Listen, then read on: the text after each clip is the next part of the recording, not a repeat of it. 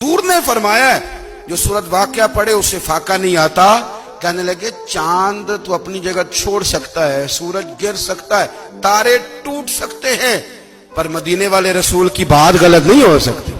हुजूर ने फरमाया फाका नहीं आएगा तो इंशाअल्लाह कभी भी नहीं आएगा। करने का काम यह है कि हम अपने मामलात, अपनी इबादत, अपनी दुआएं कभी 10 मिनट आदत हो जाए ना दुआ मांगने की अलहदा से रात को।